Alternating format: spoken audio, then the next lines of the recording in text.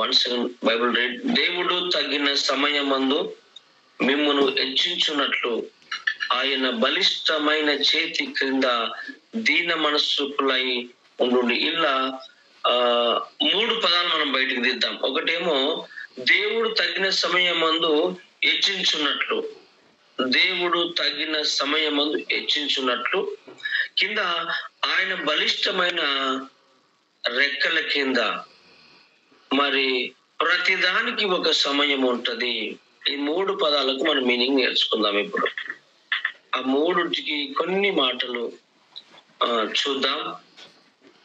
ఇప్పుడు మొదటిగా దేవుడు తగిన సమయమందు హెచ్చించున్నట్లు మనం ఏం చేయాలి?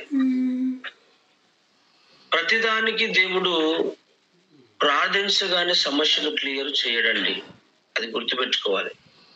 ఇప్పుడు ప్రార్థన చేయగానే మనకు ఇట్టే అద్భుతం జరగాలి, ఆశ్చర్యం జరగాలంటే జరగదు. దానికి ఒక సమయం ఉంటది, దానికి ఒక టైం ఉంటది, దానికి ఒక కండిషన్ ఉంటది. అది మనం గుర్తెరగాలి. ఏది తెలియకుండా ఇప్పుడు చేసిన ప్రార్థన నాకు ఇప్పుడే జవాబు రావాలి అంటే నెవర్, అది జరగదు. దేవుడే చెప్తున్నాడు, దేవుడు తగిన సమయం ముందు మిమ్మల్ని హెచ్చించున్నట్లు నువ్వేం చేయాలి? దేవుని రెక్కల కిందికి రావాలి. ఫస్ట్ నువ్వు చర్చికి రాకుండా, నువ్వు బైబిల్ చదవకుండా, ప్రార్థన చేయకుండా, సావాసంలో ఉండకుండా, నువ్వు మనిషితో ప్రేమ కలిగి దేవునితో సంబంధం లేకుండా, ప్రభువా నన్ను దీవించు, ఆశ్రయించు, నా సమస్యను తీసేయి, నాకు అదైంది ఇదైందంటే నీకు ఏదైందో నీకు రాకముందు దేవునికి తెలుసు. ఎందుకంటే అది అర్థం చేసేదే దేవునికి. కాబట్టి ఆయన ఆజ్ఞ లేని ఏది నీ మీదకి రాలా, ఆయన ఆజ్ఞ లేని ఏది నీకు దొరకలా, ఆయన చిత్తము లేకుండా ఏది నీ దగ్గర నుంచి పోదు. ఆయనకు సమస్తము తెలుసు. ఆయన తెలియదంటే ఈ ప్రపంచంలో ఏదీ లేదండి. మరి ఎందుకయ్యా తెలిసి విధంగా ఆయన ఎందుకు మౌనంగా ఉన్నాడంటే ఆయన నీ యొక్క హృదయాన్ని చూస్తున్నాడు. నువ్వు ఇలాగైనా వస్తావేమో ఆయన దగ్గరికి, ఇలాగైనా ఆయన దగ్గరికి వచ్చి పశ్చాత్తాపడి, నువ్వు కనికెర్రపడి, నువ్వు దేవుని దగ్గర ఉంటే నీకున్న సమస్యనే కాదు ఆయన తీసేయాల్సింది, నీకు సకల ఆశీర్వాదాలతో నేను నింపగల గొప్ప దేవుడైన. మనము దాన్ని జ్ఞాపకం చేసుకోవాలి. ఎందుకు జ్ఞాపకం చేసుకోవాలి సంగం అంటే, దేవుడు తగిన సమయమందు మిమ్మును అనే దగ్గర మన పేరు రాసుకుందాం. ఉదాహరణకు మిమ్మును అంటే అందరినీ బహువచనం చేసి మాట్లాడుతున్నాం. మనం హెచ్చించబడాలి అంటే చేయాల్సింది ఒకటే, ఒక ఫార్ములా, ఆయన రెక్కల కిందికి రావాలి. రెక్కలు అనగా తన సన్నిధికి రావాలి, తన చేతుల కిందికి రావాలి. అప్పుడు దేవుడు నిన్ను రాగానే మళ్ళీ హెచ్చించడండి. గుర్తుపెట్టుకోండి, రాగానే నేను వాడుకోడండి. తగిన సమయం, దానికి ఒక టైం పెట్టిండు. మళ్ళా దానికి ఒక టైం పెట్టిండు. ఈ రోజే పొలవమని నేను చర్చకు వచ్చినంత మాత్రాన నువ్వు అప్పుడే కోటీశ్వరుడు కావు, అప్పుడు నీకున్న రోగం పోదు, నీకున్న దయ్యం పోదు, నీకున్న సమస్య పోదు. దానికి టైం పెట్టిండు. అది ఎప్పుడు రావాలని టైం పెట్టిండు. మరి ఇన్నేళ్ల సంది రాంది నీకెందుకు వచ్చింది? ఇప్పుడు ఇన్నేళ్ల సంది రోగం ఇప్పుడు ఎందుకు వచ్చింది? ఇన్నేళ్ల సంది రాని దయ్యం ఇప్పుడు ఎందుకు పట్టింది? ఇన్నేళ్ల సంది రాని సమస్య నీకు ఇప్పుడు ఎందుకు వచ్చిందంటే దేవుడిని మీదకి ఇచ్చిండు అది. ఎందుకంటే దీని ద్వారా నా దగ్గరికి వస్తావని ఆయన. ఎందుకంటే 1 సారి 2 సార్లు చూశాడు, 3 సార్లు చూశాడు, ఇలాగైనా నా చెంతకు వస్తావని దేవుడు చూస్తున్నాడు, కానీ నువ్వు రాలేకపోతున్నావు. కాబట్టి మెల్లిగా ఏం చేసిండంటే ఇలా చెంప మీద కొట్టాడు చేసిండు, ఏదో ఒక క్రియను క్రియేట్ చేసిండు. ఇప్పుడు దీని ద్వారా పరిపూర్ణంగా కంప్లీటెడ్ గా నువ్వు దేవుని మీద ఆధారపడాలని ఆయన ఆశ కలిగి ఉన్నాడు. కాబట్టి దేవుడు తగిన సమయమందు అంటే ఒక టైం ఉంటుంది దానికి. ఆ టైం విధంగా రావాలంటే నువ్వు అప్పుడప్పుడు కాదు, ఆయన రెక్కల కింద, బలిష్టమైన రెక్కల కింద ఎలా దీన మనస్కులై ఉండాలంట, తగ్గించుకొని ఉండాలంట. మళ్ళీ దగ్గర గుర్తుపెట్టుకోవాలా. ఇష్టానుసారంగా ఉంటే సరిపోదు. సంఘంలో కానీ ఎక్కడంటే అక్కడ నాకే ప్రార్థన వస్తుంది, నేను లేకపోతే ఏం కాదు ఇక్కడ అని నువ్వు గర్వముతో ఉన్నవి అనుకో, అది నీకు మంచిది కాదు. అందుకే నేనేమంటున్నానంటే ఆయన రెక్కల కిందనంట దీన మనస్సుకులై ఉండాలంట.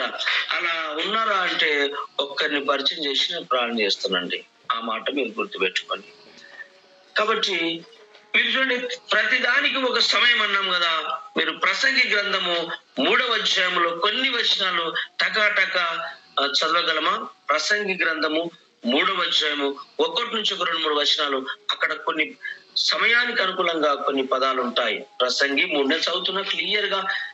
ఇక్కడ బైబిల్ అవసరం లేకుండా మనకు స్క్రీన్ లో కనబడుతుంది. జాగ్రత్తగా ఆ స్క్రీన్ల వైపు చూడండి. మీరు ఫోన్ కాబట్టి కొంచెం చిన్నగా ఉంటుండొచ్చు, నాకు ఇక్కడ సిస్టమ్ కాబట్టి పెద్దగా కనబడుతుంది. మీకు ఎలా అనుకూలంగా ఉంటే అలా చూడండి అన్న తప్పేం లేదు. ప్రతి దానికి సమయము కలదు. చూడండి ఇక్కడ రాస్తున్నాడు సొలొమోను భక్తుడు. ఇక్కడ మనం దీని నుంచి ఇక్కడ వస్తున్నాం, దీనికి క్రాస్ రిఫరెన్స్ గా మాట్లాడుకుంటున్నాం. ప్రతి దానికి సమయము కలదు, ఆకాశము క్రింద ప్రతి ప్రయత్నమునకు సమయము కలదు. ఈ భూమి మీద ఉన్న నీవు ప్రతిదానికి కోటీశ్వరుడు కావాలని, ధనం సంపాదించాలని, బాగా ఆత్మీయత ఎదగాలని, లేదా ఒక కారు తెచ్చుకోవాలని, లేకపోతే సంఘంలో ఇంకా ప్రిన్సిపల్ గా వాడబడాలి, మంచిగా నాయకత్వం వహించాలి, నేను ఆయన రెక్కల కింద బ్రతకాలి అని ఆశ ఉంది, మంచిదే. కానీ దానికి ఒక టైం ఉంటదంట. ఒక సమయం ఉంటదంట. ఒక సమయానుకూలంగానే దేవుడిని దీవిస్తాడు, ఒక సమయానుకూలంగానే దేవుడిని వాడుకుంటాడు. ఇప్పుడే చర్చికి వచ్చి ఇప్పుడే వాపం తీసుకొని ఇప్పుడే ఉంటే నేను పాస్టర్ కావాలి, ఇప్పుడే నేను గొప్ప ప్రసంగాలు చేయాలి, మంచి ప్రాణం చేయాలా అంటే సరిపోదు. అది నీ ఆశ మంచిదే, గుడ్, వెరీ గుడ్, దేవుడికి స్తోత్రం. కానీ దానికి దేవుడు సమయం ఇవ్వాలంట. మరి అప్పటిదాకా నువ్వు ఏం చేయాలి? సాత్వికముతో దీన మనసుకుతో ఆయన రెక్కల కింద ఉండాలి. ఈరోజు అవకాశం ఇస్తేనే, ఈరోజు నేను మెచ్చుకుంటేనే, ఈరోజు నేను సంఘ పెద్దగా పెడితేనే, నీకు అది ఇస్తేనే, లేకపోతే నేను పోతా, లేకపోతే నాకు చర్చలు లేవా, నాకు తెలిసిన అని అనుకుంటే నీ ఇష్టం, అది మనం ఏం చేయలేము. కానీ ఎప్పటిదాకా దేవుడు నీకు సమయం వచ్చేంత వరకు నువ్వు ఆయన రెక్కల కింద భద్రంగా దీన మనసుకుడవై ఉండాలి. మీరు చూడండి, సమూయేలు గారు మందిరంలో ఉన్నాడు, ఏలి ఉన్నాడు, ఏలి కుమారు ఉన్నారు మందిరంలో. కానీ దేవుడు ఏలితో మాట్లాడతలా, ఏలి కుమారులతో మాట్లాడతలా, సమూయేలుతో మాట్లాడదు. సమూయేలు అని పిలిస్తే ఆయనకు అర్థం కాల దేవుని స్వరము. అర్థం కాక పాస్టర్ గారి దగ్గరికి పోయి పాస్టర్ గారిని పిలుస్తున్నాడు. అయ్యా, ఎవరు పిలుస్తున్నారు? పిలిచావా? నా ఏలినవాడా, ఓ దైవజనుడా పిలిచావా అన్నాడు. నేను పిలవలేదే అని మళ్ళా పండుకున్నాడు. మళ్ళీ స్వరం వినబడుతుంది, మళ్ళీ పోయాడు, నేను మళ్ళా పిలవనన్నాడు, మళ్ళీ స్వరం వినబడుతుంది. చూడండి, మరి ఏలి అని ఒక పెద్ద దైవజనుడు అండి. ఏలికి 2 కుమారులు ఉన్నారండి, ఓపెనిపిన ఆశలు. కానీ దేవుడు వారితో మాట్లాడకుండా అదే సంఘంలో ఉన్న పులిపీడు దగ్గరకు పండుకున్న సమయంతో దేవుడు మాట్లాడుతుంటే, ఇప్పుడు ఆయనకు ఒక సమయం వచ్చింది. ఆయనతో దేవుడు మాట్లాడని ఇష్టపడ్డాడు, ఆయన వాడుకుందాం అనుకున్నాడు. ఎక్కడున్నాడు? అరణ్యంలో తిరుగుతుండా, లేకపోతే ఇంటికాడ ఉన్నాడా, లేకపోతే ఎక్కడ పోయి పండుకున్నాడా? దీన మనసుకుడై తన రెక్కల కింద అనగా మందిరములో పులిపీడు దగ్గర చిన్నవాడుగా బాలుడుగా ఉన్నప్పుడు చక్కగా పండుకున్నాడు. తనకు తెలియకుండానే దేవుడు ఉన్నాడా, మాట్లాడతాడా కానీ ఇంకా తెలియదు. ఎందుకంటే పసికందుగా 3-4 ఏళ్ల ప్రాయంలో సంఘంలో పట్టబడ్డాడు కదా, సంఘానికి కొనిపోబడ్డాడు కదా, తల్లి ద్వారా ఇవ్వబడ్డాడు కదా. ఇప్పుడు ఆయనకి అర్థం కావట్లేదు ఎవరి స్వరం అర్థం, దేవుని స్వరం ఏందో దైవజన స్వరం ఏదో అర్థం కాని చిన్న బాలుడుగా ఉన్నప్పుడే దేవుడు సమూయేలుతో మాట్లాడాడు. అప్పుడు చిన్నవాడా, నువ్వు ఆలకించు, దేవునితో మాట్లాడితే నువ్వు చెప్పు ప్రభువాను అని ఒక దైవజనుడు సలహా ఇచ్చాడు. అప్పుడు ప్రభువు వచ్చి మరలా సమూయేలు అంటే చిత్తం ప్రభువా, ఆలకించుతున్నా, చెప్పయ్యా అన్నాడు. ఎవరి కోసం చెప్పిండు? ఏలి కుమారుల కొరకే చెప్పాడు. నేనేమంటున్నానంటే, ఈరోజు ఆయన రెక్కల కింద గనుక, రెక్కలు అనగా మందిరము అని గుర్తుపెట్టుకోవాలండి. ఆయన రెక్కల కింద గనక నువ్వు నేను గనక ఉన్నాము అనుకో, ప్రతి ఆదివారం క్రమం తప్పకుండా సంఘానికి పోతూ అవకాశం దొరికినప్పుడు, ఎందుకంటే జాబ్ పని ఉంటుంది కాబట్టి అక్కడక్కడ మీటింగ్లకు వాడబడితే, దైవజనికి సహకరిస్తే నీకంటూ ఒక సమయం వచ్చి నువ్వు వాడబడతావు. ఇంకా స్పిరిచువల్ గా ఆత్మలో పరిశుద్ధాత్మను పొందుకొని బలంగా సేవల ముందుకు సాగగలుగుతావు. ఇప్పుడు ఒక్కరు కష్టపడితేనే ఇందాక సేవ వస్తుందంటే, ఒక నలుగురు చేస్తే, నలుగురు కలిసి ఐకమత్యంగా ముందుకెళ్తే ఇంకా మన సువార్త అంచెలంచెలుగా విస్తరింపబడుతుంది. చక్కగా ప్రార్థిస్తున్నారు, ప్రార్థించితే నీవు ప్రయాసపడాలి. ఇంట్లో కూర్చొని ప్రార్థించడం మంచిదే, నేను కాదనట్లా. At the same time work గిడంగా చేయాలి. ప్రతి ఆత్మ దగ్గరికి వెళ్ళి మాట్లాడాలి, ప్రయాసపడాలి. అప్పుడు సంఘము ఊహించని రీతిగా అభివృద్ధిలోకి వస్తుంది. మన సంఘము ఎదిగితే మనకే కాదండి ఆశీర్వాదము, మనతో ఉన్న ప్రతి కుటుంబానికి. అలాగే ఇప్పుడు ఏమి లేని పరిస్థితిలో ప్రతి ఒక్కరిని ప్రేమించి హాస్పిటల్కి పోయి వాళ్ళ మంచి చెడ్డ చూసి మనం ఏ రూపాయి ఆశపడకుండా ఇంత ప్రయాసపడుతున్నామే. ఒకవేళ సంఘం కనుక ఎదిగితే అసలు ఎంతమంది జీవితాలు బాగుపడతాయి, ఎంతమందికి మనం ఒక కేంద్ర సెంటర్గా నిలబడతాం, ఎంతమందిని మనం బాగుపరచగలము. ఒకసారి మీరు మనసు పెట్టి ఆలోచించండి. ఎవరికి చిన్న సమస్య వచ్చినా మనము మన డబ్బులు పెట్టుకుని రాత్రనలా పగలంట్లా మనం దేవుని చుట్టాలు గారు మనకు బంధువులు గారు వాళ్ళు, కానీ దేవుని యొక్క ఆత్మ ప్రేరేపణ బట్టి వాళ్ళు దేవుల్లో ఉంటున్నారని మనము ప్రయాణాలకు సిద్ధమవుతున్నాం. కాబట్టి దేవుడు పెట్టిన భారం గొప్పది, కానీ తనకు తగిన సమయంలో ప్రార్థిస్తున్నాం. కానీ ప్రయాసపడగల గొప్ప లక్షణం అండి. మళ్ళా మందిరంలో ఎలా ఉండాలంట, దీన మనస్కులై ఉండాలంట. ఏదో గర్వంతో ఉండి ఇది మాకే తెలుసు కదా, మేము లేకపోతే ఏం కాదు కదని నువ్వు గర్వంతో ఉంటే దేవుడు నేను చంపేస్తాడు. గర్వంతో ఉన్న ఇద్దరు ఊపిరి పినాసను తీసి పడేసిండు. దీన మనస్కులై మందిరంలో సాత్వికముతో కనిపెట్టే వారిగా ఉంటే ఇది బాగుంటుందని మనసారా కోరుకు. ఎందుకంటే ప్రతి దానికి సమయం ఉంటుందని ఇక్కడ ప్రసంగి గ్రంథంలో నేను మరలా చదువుతున్నా చూడండి. ప్రతి దానికి సమయము కలదు, ఆకాశము క్రింద ప్రతి ప్రయత్నమునకు సమయము కలదు. ఏ ప్రయత్నం చేయాలో సమయం ఉండాలని చూడండి. నువ్వు మస్తు ప్రయత్నాలు చేస్తున్నావు, లేవాలని, చదవాలని, ఉరుకాలని, మందిరానికి ప్రతి మీటింగ్ రావాలని నీకు ప్రయత్నం ఉంది, కానీ నిన్ను కొన్ని సమస్యలు ఆపేస్తున్నాయి. కాబట్టి పుట్టుటకును చచ్చుటకును నాటుటకు నాటబడిన దాన్ని పెరిగి వేయుటకు చంపుటకు బాగు చేయుటకు పడగొట్టుటకు కట్టుటకు ఏడ్చుటకు నవ్వుటకు దుఃఖించుటకు నాట్యమాడుటకు రాళ్లను పారవేయుటకు రాళ్లను కుప్పవేయుటకు కౌగులించుకొనుటకు కౌగులించుట మానుటకును వెతుకుటకు పోగొట్టుకుటకు దాచుకుంటకు పారవేయుటకు పుట్టుటకు మౌనంగా ఉండుటకు మాటలాడుటకు ఏమన్నాడు, ఒక సమయము ఉంటది. ప్రేమించుటకు, ద్వేషించుటకు, యుద్ధం. ఇక మీరు తర్వాత చదువుకుంటూ వెళ్ళిపోయింది. ప్రతిదానికి ఒక సమయం. ఎవరైనా ప్రేమించాలని దానికి సమయం ఉంది. ప్రతిదానికి సమయం సమయం సమయం అన్నాడు దేవుడు. ఏది ఉత్తగా రాదండి, దేనికైనా ఒక కాల వ్యవధి ఉంటుంది, ఒక సమయం ఉంటది. నువ్వు గుర్తుపెట్టుకో. ఇంతకు ముందు నువ్వు ఎలా ఉన్నావు దేవుళ్ళు, ఇప్పుడు ఎలా ఉన్నావు ఒకసారి గుర్తుపెట్టుకో. మరి అంతకుముందు నీకు దేవుడు లేడా? అంతకుముందు చర్చికి పోలేవా? అంతకుముందు నీకు వాక్యం తెలియదా? అంతకుముందు నీకు బైబిల్ తెలియదా? తెలుసు. మరి అప్పుడు ఎలా ఉన్నావు, ఇప్పుడు ఎలా ఉన్నావు? నీకు ఒక సమయం రాబోతుంది. ఇప్పుడు నువ్వు ఇక దీవించబడబోతున్నావు, ఇక దేవుడు బలంగా వాడబడబోతున్నావు, దేవునికి దగ్గరగా బ్రతకబోతున్నావు. ఆ సమయం నీకు దగ్గరకు వస్తుంది, ఆసనమైంది. మీరు బోర్డు మీద చూడండి, హైవే మీద పోతుంటే నువ్వు పోయాల్సిన ప్రాంతం 50 కిలోమీటర్లు బయలుదేరినావు. నీకు బోర్డు మీద ఒక 10-20 కిలోమీటర్లకు ఇగో ఇంకా 20 కిలోమీటర్లు ఉంది, ఇంకా 10 ఉంది, ఇంకా 5 ఉంది అని చెప్తే నీలో ఒక సంతోషం కనబడుతుంటది. ప్రయాణం అవుతుంటే అమ్మ మనం దగ్గరికి చేరుగా అవుతున్నాం, ఇక పోతున్నాం, దగ్గరికి అయిపోతాం. ఇంకా 50 కిలోమీటర్లు పోయిన కొద్ది 50, ఇంకా 50, హైదరాబాద్ ఇంకా 50, ఇంకా హైదరాబాద్ అంటే అరే ఏందిరా ఇప్పటికి 50 కిలోమీటర్లు నడుచుకో ప్రయాణం అయ్యి వస్తే ఇంకా 50 ఏంటది ఇది అనిపిస్తుంది. అందుకే 50, 40, 30, 20, 25, 10, 15 ఇట్లా 5 వచ్చిందనుకో మనం దగ్గరికి అవుతున్నాం అని అర్థం. మనం సమయం అనుకూలంగా ముందుకు వెళ్ళిపోతుంది. ఒక టైం వస్తుంది, ఆ సమయానుకూలంగా దేవుడు మనందరినీ దీవిస్తాడండి. కానీ చేయాల్సిన మాట ఏంటంటే ఆయన రెక్కల కింద దీన మనస్కుడిపై మనము కనిపెడుతూ ఉండాలి. ప్రభును కనిపెడుతూ ముందుకు సాగాలి. మీరు జాగ్రత్తగా గుర్తుపెట్టుకొని మీరు ప్రతిదానికి ఒక సమయం ఉంటుంది అన్న కదా. ఎలా ఉంటుంది అనుకో, ఉదాహరణ చెప్తా చూడండి. మీరు ఎవరైనా చనిపోయారు అనుకో, అందరు ఏడుస్తూ బాధలో దుఃఖం అనుకో, అడిగిపోయి నవ్వినం అనుకో,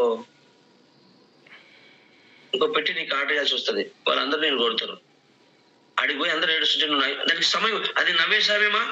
కాదు కదా. అడుగు నువ్వు ఎలా నవ్వుతావు? అది సమయం కాదు.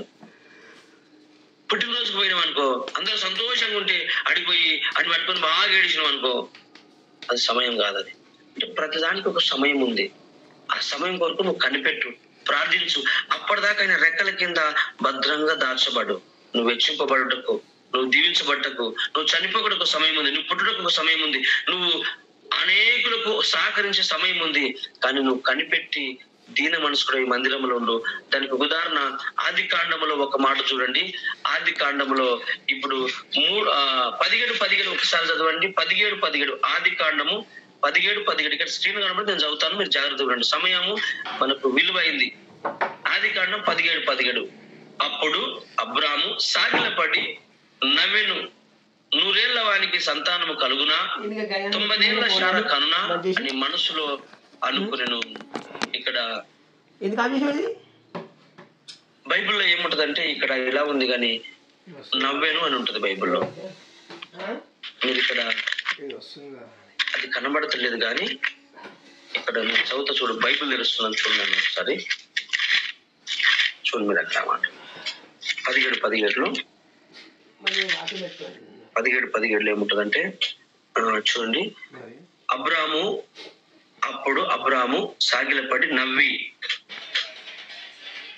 ఇక్కడ నవ్వి అనే దగ్గర కొంచెం నకార పొత్తు వచ్చిందా, అందుకే అది మనకు కొంచెం క్లారిటీ రావట బైబుల్. అందుకే ఫోన్ లో చూస్తే ఇట్లుంటుంది కానీ నేను ఉండదు తమ్ముడు, ఏం కాదు, అందరు చూడండి.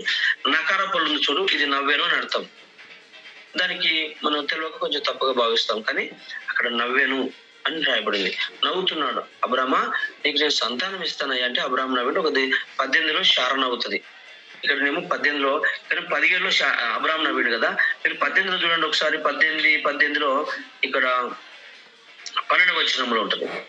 12వ వచనంలో శారా నేను బలము ఒడిగినదానై తర్వాత నాకు సుఖము కలుగునా, నా యజమానుడు వృద్ధుడై ఉన్నాడు కదా అని తనలో నవ్వుకొనెను అని రాయబడింది.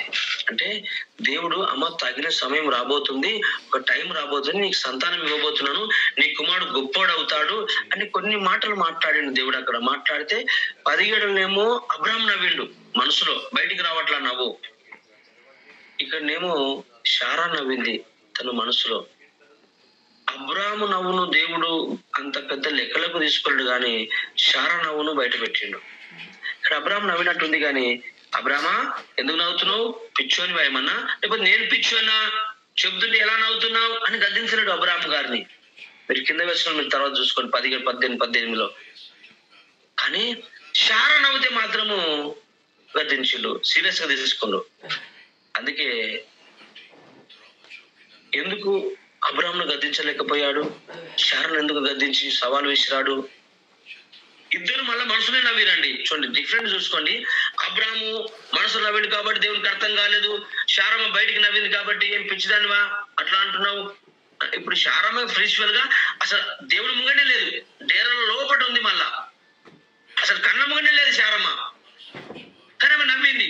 నవ్వితే అప్పుడు దేవుడు ఏమన్నాడు మరి 14లో, యెహోవాకు అసాధ్యమైంది ఏదైనా ఉన్నదా, మీదిటికి కాలమున నిర్ణయ, చూడండి అంటనం చేసుకున్న మాట, యెహోవాకు అసాధ్యమైంది ఏదైనా ఉన్నదా, మీదిటికి ఈ కాలమున నిర్ణయ కాలమందు నీ యొద్దకు తిరిగి వచ్చేదను, అప్పుడు శారాకు కుమారుడు కలుగునను. శారా భయపడి నేను నవ్వలేదని. ఆ మాటకి మనకి డిఫరెంట్ ఏముందా? గద్దించింది.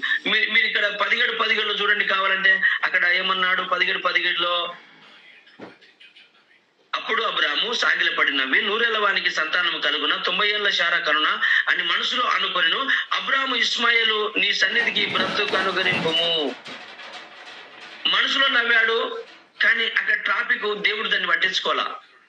ఎందుకంటే మనసులో నవ్విన ప్రధాన దేవుడు గ్రహించగలడు. కానీ ఇక్కడ అబ్రాహామును పెద్ద లెక్కలకు తీసుకోవాలి, కానీ శారమ్మను లెక్కలకు తీసుకున్నాడు దేవుడు. తీసుకొని, ఏం శారా ఏమనుకుంటున్నావు, నాకు అసాధ్యమైనది ఏమైనా ఉన్నదా? గుర్తుపెట్టుకో, అండర్లైన్ చేసుకో. వచ్చే ఏటకల్లా ఒక సమయం రాబోతుంది నీ దగ్గరికి, ఒక నిర్ణయకాలం సమయం రాబోతుంది. ఇప్పుడు నవ్విందని దేవుడు ఆవేశపడి ఇప్పుడే గర్భం వచ్చును కాకుండా అంటే రాదా? ఇప్పుడే అసలు గర్భము రాకముందే నీకు కుమారుడు నిలబడును కాక నీ పక్క కంటి నిలబడతాడండి కుమారుడు. అంత శక్తివంతుడు ఆయన. కానీ మన సమస్యలు ఎందుకు పొడిగించాడు? సమయము సమయము సమయము సమయము. కొందరు అంటారు దేవునికి నువ్వు కానికి దేవునికి సమర్పించుకొని దేవునికి మరల ఇస్తారంటే, వాడు ఇచ్చేసాను చూస్తుంటారు పాస్టర్ వైపు, ఏది నేను ఇచ్చిన నాకు ఇంకా రాదే, నేను దశమాగ విషయం ఇంకా రాదే, ఇస్తే వస్తానడు కదా దేవుడు, ఇచ్చి చూడు నేను దీవిస్తానడు కదా, ఏది నా దీవినా? ఎవరెవరు నిజంగానే ఎవడిస్తారు నాయన, నీకు అర్థం కాదు. ఒక నెలకు ఎవరికి ₹1,00,000 మీరు తీసిన వాడు నెలకి ఇస్తున్నాడు. మరి దేవునికి ఎట్లా ఇస్తాడు నాన్న? ఆయన ఆలోచన చేస్తాడు. నువ్వు యథార్థంగా ఇచ్చినవా, మనస్ఫూర్తిగా ఇచ్చినవా, సనుకుంటూ ఇచ్చినవా, గునుకుంటూ ఇచ్చినవా? నీ హృదయాన్ని చూస్తాడు దేవుడు. ఇప్పుడు శారా హృదయాన్ని చూసిన దేవుడు, అబ్రాహాం హృదయాన్ని చూసిన దేవుడు నీ హృదయాన్ని చూడడా? చూస్తాడు. నువ్వు ఏ మనసులో ఇచ్చావో సంఘానికి. నువ్వు ఇచ్చే కానుక బాధపడుతూ అయ్యో ఇక తప్పదని ఇస్తున్నావా, సంతోషంగా ఇస్తున్నావా, కొన్ని దాపెట్టుకొని ఇస్తున్నావా, ఎట్లా ఇస్తున్నావో చూసి ఆ దాన్ని బట్టే నీకు జవాబు ఇస్తాడు. అందుకే శారమ్మని నవ్వగానే దేవుడు అంటున్నాడు, శారా నాకు అసాధ్యమైనది ఏదైనా ఉన్నదా అన్నాడు. చూడండి 14 చూడండి, 18-14 యెహోవాకు అసాధ్యమైనది ఏదైనా ఉన్నదా? మీదటికి ఈ కాలమున నిర్ణయ కాలమందు నీ యొద్దకు తిరిగి వచ్చదను, అప్పుడు శారాకు కుమారుడగు కలుగునన్ను. శారా భయపడి నేను నవ్వలేదని చెప్పగా ఆయన అవును నువ్వు నవ్వితివనను. దేవునికి స్తోత్రం. ఎంత సవాల్ చేసిన దేవుడు.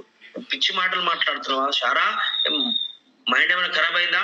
నేను దేవుడు పుడతా, నేను నీకు గర్భఫలం వస్తుందంటే నువ్వు మనసులో నవ్వుకుంటావు అని దేవుడు కొంచెం ఇబ్బందిగా ఫీల్ అయిపోయి కోపంతో మాట్లాడిన మాట. కానీ నేను నా ప్రథమం ఏందో, నా లెక్కేందో శార కనపరచాలి. ఇప్పుడే యేసు నామములో గర్భం వచ్చునుగా కానీ అనలా. సంవత్సరం టైం పెట్టింది దాని విధంగా. యేసు ప్రభుని ఏళ్ళ చేసి యేసు ప్రభుని నీకు శాత కాదు అన్నట్టుగా ఊగున ఆయన ఏం మాట్లాడదు, పిచ్చి మాటలు ఏం మాట్లాడదు. మా దగ్గరకు వచ్చి మేము మా గర్భము మృతతుల్యం ఆగిపోయింది, నాకు గర్భవతి అయితే ఆశలు లేవు, అది ఎందుకంటే పిండము మృతుడైపోయింది, ఇక నా మొగుడు ముసలుడైపోయాడు, ఏం మాట్లాడతావయ్యా అన్నట్టుగా తన మనసులో నవ్వుతా ఉంటే దేవుడు బాధపడ్డాడు. అంత బాధపడ్డాడు. ఇప్పుడే చూసుకో నా సవాల్ అనలా, దానికి మనం 1 year టైం పెట్టిండు. అంటే దీన్ని బట్టి తేలుతున్న ప్రతిఫలం ఏంటంటే ప్రతిదానికి సమయం ఉంటుందని మనం గ్రహించాలి. ఇది ఈ మాట కొరకు అవన్నీ నేను చూపెట్టుకుంటూ వచ్చిన. కాబట్టి ఇంకొక మాట చూపించి నేను ప్రాణం చేస్తాను. చూపియా ఒక్క కథ చెప్తా, బైబిల్ నుంచే కథ చెప్తా. చూడండి, ప్రతిదానికి ఈరోజు సంఘము ఎదగాలన్న కొందరు అంటారు, ఏమి ఎదుగుతుందేమో సంఘము, ఎవరికి ప్రార్థన జీవితం లేదు, ఎవడు సరిగ్గా లేడు అని కొందరు అనొచ్చు. నేను కాదనట్లా. సంఘం ఎదగాలంటే నీ చేతులు నా చేతులు లేదు, నువ్వు నేను బాగుపడాడు నీ చేతులు నా చేతులు లేదు. నువ్వు కేవలం నువ్వు నేను ప్రయాసపడేవారు మాత్రమే. తగిన సమయం ముందు సంఘాన్నైనా, నిన్నైనా, నీ కుటుంబాన్నైనా, నీ బ్రతుకునైనా ఏదో రీతిలో నడిపించడానికి కృపగల దేవుడు ఒక సమయాన్ని చూస్తున్నాడు. ఆ సమయం ఇంకా ఆసన్నము కాలేదేమో, ఇంకా ఆలస్యం అవుతుందంటే దేవుడు నేను గొప్పగా ఎత్తి పట్టుకోబోతున్నాడు. ఇంకా దినదినము అభివృద్ధిలోకి నడిపించాలని దేవుడు కృప చూపుతున్నాడు. నీ ఇంటిలో నుంచి ఆ చీకటి శక్తులు పోవాలన్నా, నువ్వు దేవునికి దగ్గరగా రావాలన్నా, నీ ఇంట్లో నీ బాడీలో ప్రతి రోగం పోవాలన్నా, నీకున్న దురాత్మ పోవాలన్నా, నువ్వు దేవుని దగ్గరికి రావాలన్నా, నీ సన్నిధిలో ఆయన స్తుతించాలన్నా ఒక సమయం పెట్టాడు. ఆ సమయం వరకు నువ్వు వెయిటింగ్ లిస్ట్ లో ఉండు. నీ పేరు వచ్చేంత వరకు నువ్వు బయట కూర్చో. అప్పుడు నేను పిలిచినప్పుడు ఎస్ నేను ఉన్నాను బయట. నువ్వు నాకు ఇంకా గడిచేపని నా పేరు వస్తుంది, నేను టోకన్ తీసుకొని వచ్చిన, నేను ఛాయ్ దాకా వస్తాపో, నేను టిఫిన్ వస్తాపో అంటే అందులో నీ పేరు వస్తుంది. పేరు వచ్చినాక పోయినాక నీకు మళ్ళీ పేరు వినక రాదు, పేదలకు అవకాశం వచ్చేస్తుంది.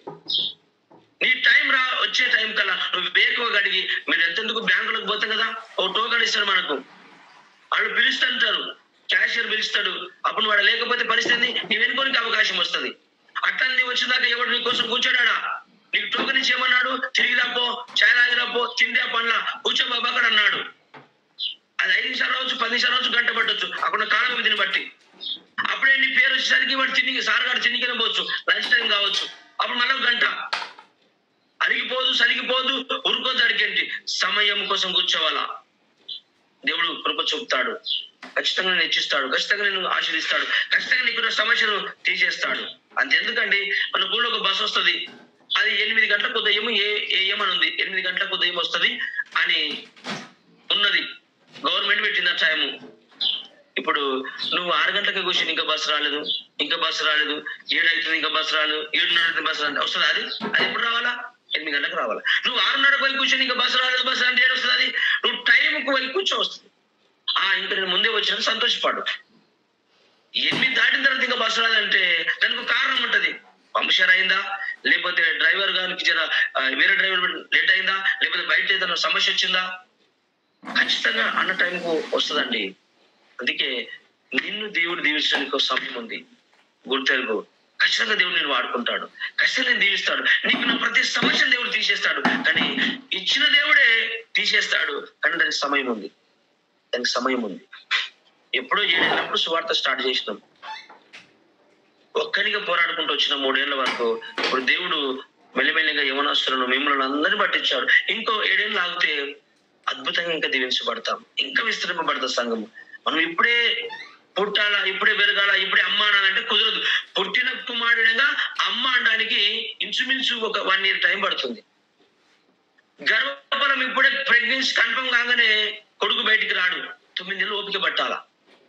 పెళ్లి కాగానే పిల్లలు పుట్టరు, దానికి 1 year ఆగాల. పంట ఇత్తులు పెట్టగానే పంట వెలవాలి అంటే కాదు, దానికి ఒక 5 నెలలు టైము, 6 నెలలు టైం పట్టాల. దేనికైనా సమయము సమయము సమయము. ఆ సమయానుకూలంగా ముందుకు నడవాలి. నిర్ణయ కాలం వస్తుంది, ఒక టైం వస్తుంది. ఆ టైంలో నువ్వు సంఘంలోనే ఉండాలి. ఎక్కడున్నా దేవుడు దీవించడు, గుర్తుపెట్టుకో. ఎక్కడ ఉండాలా? ఆ సమయం వచ్చినప్పుడు నువ్వు దీన మనసుకునివై యెహోవా రెక్కల కింద ఉండాలి. అప్పుడు నేను ఎత్తుకుంటాడు, ముద్దాడతాడు, నీకు ఏది కావాలంటే అది ఇస్తాడు. ఆయన నీ కొరకే ఉన్నాడు ఈ భూమి మీద. ఆయన నేను ఆశించడానికి పిలుచుకున్నాడు సంఘానికి. నువ్వు అటు ఇటు తిరుగుతూ ఉంటే రానా నా రెక్కల కిందికి నేను దీవిస్తా అన్నాడు. అందుకే ఈ మాటను జాగ్రత్తగా హృదయాలు పెట్టుకోండి. ఇక చివరి ఒక మాట చెప్తాను చూడండి, మీరు జాగ్రత్త గుర్తుపెట్టుకోండి. ఇప్పుడు యోసేపు చరిత్రను ఒకసారి నేను మీకు చెప్తాను. రిఫరెన్స్ మీకు తెలుసు, ఆదికాండం 38 నుంచి 30 నుంచి ఆరంభించబడుతుంది. అక్కడ ఒక మాట చెప్పి నేను ప్రారంభం చేస్తాను. యోసేపు గారికి కళ్ళ దర్శనం ఉందండి. కథలు చెప్పాలంటే బైబిల్ నుంచి కాకుండా బయట నుంచి మస్తు కథలు, కానీ మనకి ఏ కథలు వద్దు. బైబిల్లోనే బోలెడు కథలు ఉన్నాయి బలపరచుకోవడానికి. యోసేపు గారిని నేను ఇప్పుడు ఒక 2 నిమిషాలు కథ చెప్తున్నాను. యోసేపు గారు తండ్రికి చివరి వాడు. ఈ యోసేపు గారు ఎవరి కుమారుడు అంటే మీకు తెలుసు. ఎవరి కుమారుడు? రాయేలు కుమారుడు, చిన్నవాడు. ఇతడు అసలు పెద్దవాడు. నెక్స్ట్ పుట్టినవాడు బెన్యామీను. కాబట్టి పెద్దవాడు రాయేలుకు పుట్టాడు, ప్రేమ కలిగిన భార్యకు పుట్టాడు. ఇతనికి ఒక దర్శనం ఉంది. ఏ దర్శనము? కళలు అనే దర్శనం ఉంది. కళల్లో ఇతనితో దేవుడు మాట్లాడి నువ్వు ఆయన ఫ్యూచర్ చెప్తా ఉంటాడు. ఇగో రాబోయే కాలంలో నువ్వు ఇట్లా అవుతావు, ఇగో 12 పనగలు ఉంటాయి, అవన్నీ నిలబడతాయి, నీవు ఒక్క పన మాత్రం లేచి పడతాయి, అవన్నీ నీకు సాంగిల పడతాయి, నమస్కారం చేస్తాయని ఒక దర్శనం దేవుడు చూపిస్తున్నాడు. ఇప్పుడు ఈ దర్శనం చూపించడానికి గొప్పవాడైనండి. ఇప్పుడు మీరు ఆదికాండంలో చదువుతారు కదా, ఇప్పుడు చదవద్దు, ఇక సమయం లేదు. అన్ని పనులేమో వంగి ఉంటాయి, ఒక పన మాత్రం లేచి పడుతుంది. ఈ పన యోసేపు, అవన్నీ నమస్కారం చేసినట్టు కనబడుతున్నాయి. ఇప్పుడు ఈ కథ అన్నలకు చెప్పాడు. అన్నా నాకు ఇట్లా కలబడ్డదన్నా, ఇట్లా ఇట్లా ఏం పడ్డదిరా నీకు అన్నాడు. అంటే లేదన్నా, నాకు కళ దర్శనం ఏమొచ్చిందంటే ఒక పన లేచిన పడ్డది, ఇంకా 11 పనాలు దానికి నమస్కరిస్తున్నాయి, అది ఎవరో కాదు నేను అన్నాడు. ఆ 11 మంది ఎవరు కాదు మీరు అన్నాడు. ఇక ఉంటది ఏమన్నా, ఇక మనుషులు ఒక్కొక్కడు పగలు పెంచుకుంటా, నువ్వు చిన్నోనికి మేము నమస్కారం చేయాలన్నా, నీకు దర్శనం వచ్చిందా, నీకు కనబడ్డదా, మేమందరం నీకు మొక్కాలనా, నువ్వేమో నిలబడతావా? ఇది ఏ దర్శనం మీకు తెలిసి? మీకు ఇది ఏ దర్శనం చెప్పండి? ఇది బబులోను రాజ్యంలో ఒక దర్శనం. ఇది ఎప్పుడు నువ్వు ఒక దినమున రాజు అవుతావు, 11 మంది అన్నలు వచ్చి నీకు నమస్కారం చేస్తారు, అన్నం కొరకు ఆకలి కేకల కొరకు వచ్చి నీకు మొక్కుతారని. ఇది ఒక దర్శనం. ఎప్పుడు నెరవేర్చబడ్డది? ఎప్పుడు ఇది కలవడగానే అయిందా తమ్ముడా, అయిందా అన్నలారా? సమయం చూడండి. దీనికి 7 శోధనలు కూడా లేండి. 7 శోధనలు చెప్తా ఇప్పుడు, టక చెప్తా. 7 శోధనలు. ఇది దర్శనమేమో తన ఇంట్లో ఉన్నప్పుడు వచ్చింది, కానీ ఇది నెరవేర్పబడైంది ఇంచుమించు ఒక 30-40 ఏళ్ళు పట్టింది. ఇప్పుడే నాకు దర్శనం వచ్చింది, ఇప్పుడే నేను సింహాసనం ఎక్కాలి, నా అన్నలు నాకు మొక్కాలి అని గర్వంలో 20 గల. ఇది ఎప్పుడు నెరవేర్చాలో ఒక కాలం పెట్టింది దేవుడు, ఒక టైం పెట్టింది. కానీ ముందు చూపిస్తుంది లైఫ్ ను. ఇగో నువ్వు ఇలా ఎదుగుతావు, నడిపించబడతావు. మరి అప్పటిదాకా నువ్వేం చేయాలా? దీన మనసుకుడై రెక్కల కింద దాగాల. నువ్వు ఇష్టానుసరం తిరిగితే మళ్ళీ నీకు రాదు దర్శనము. నువ్వు ఇష్టానుసరం ఉంటే మళ్ళీ నీకు ఆ దర్శనం రాదు. అంతిగా చెప్తున్న ప్రతి క్రైస్తవుడు ప్రతి ఆధారం ప్రాణమైన సంఘంలో నిలబడాల.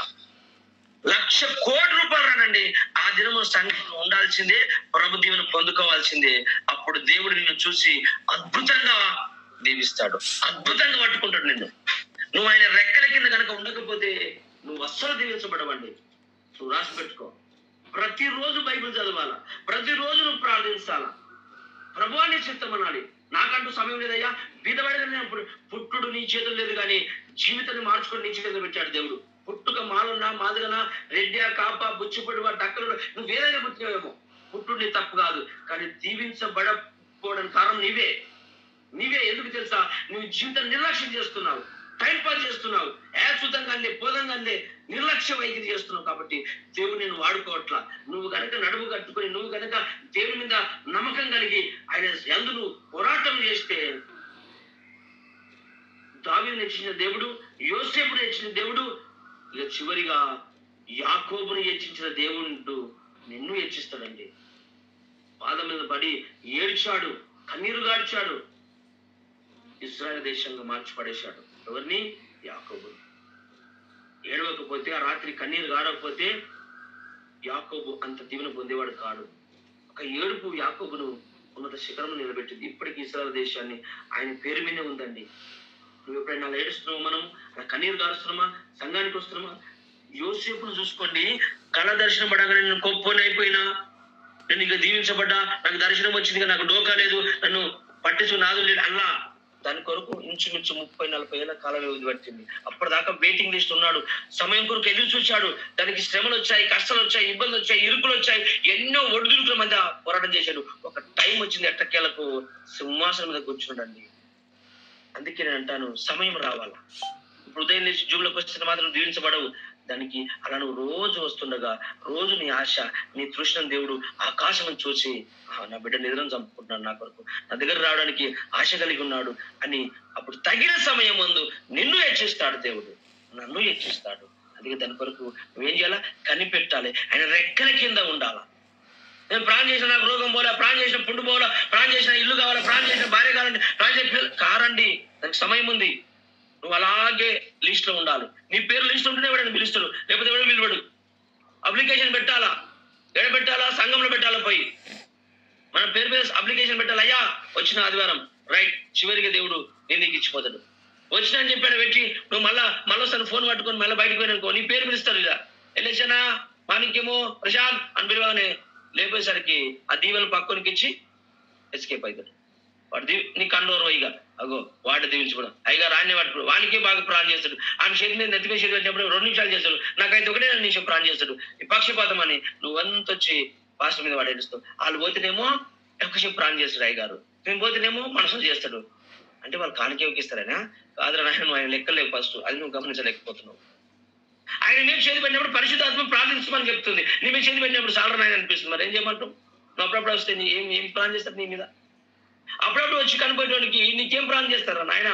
రెగ్యులర్ గా వస్తాడు ప్రభా, ఇంకా నీ దాసుని పట్టుకో, ఇంకా నీ కుమార్ని పట్టుకో, ఏ సమస్య కూడా ఉన్నాడు అన్ని విడిచిపెట్టుకుని వస్తున్నాడు ప్రభా అన్ని. నీవు అప్పుడప్పుడు వస్తే నీకేం ప్రాణం చేస్తావు?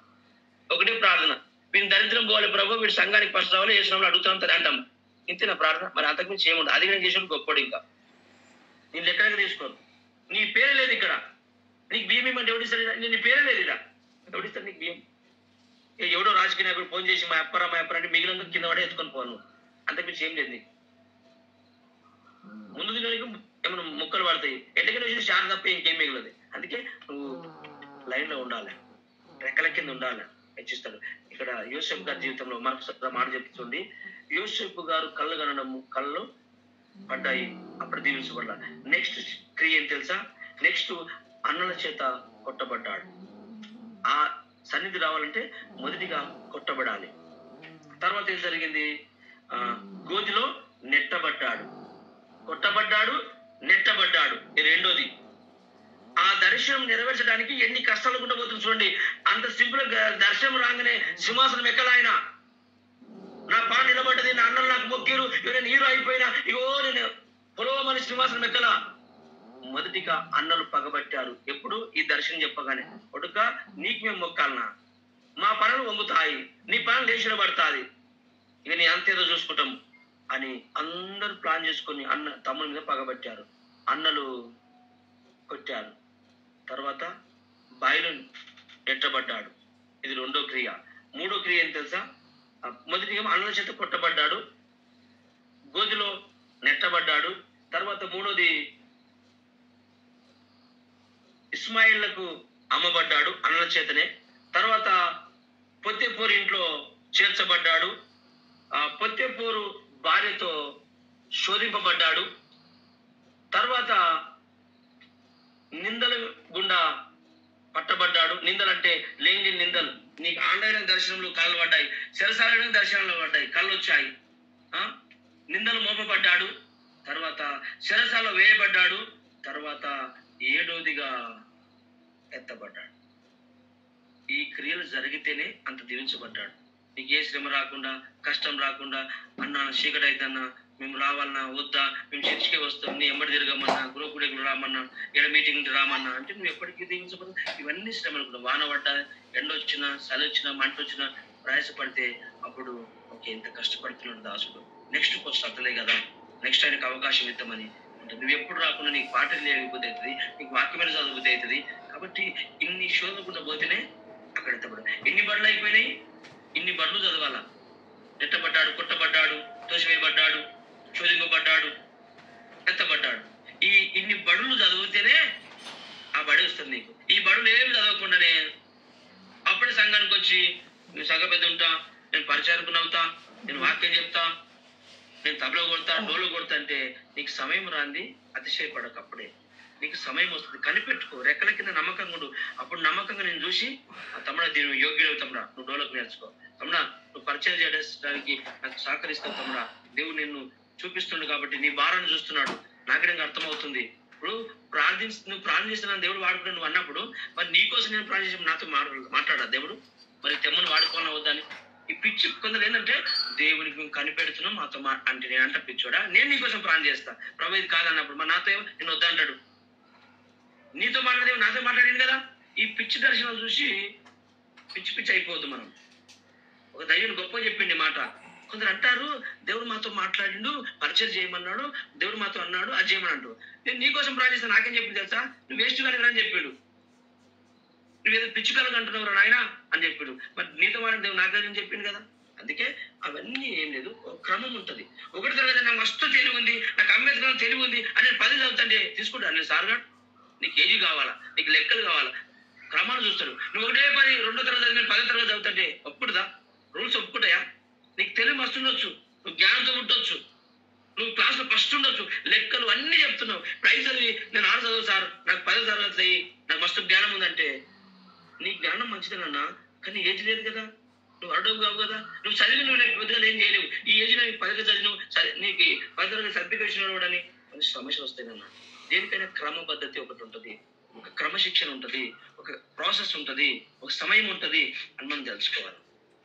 అది నువ్వు అప్పటిదాకా రెక్కల కింద భద్రంగా ఉండాలి.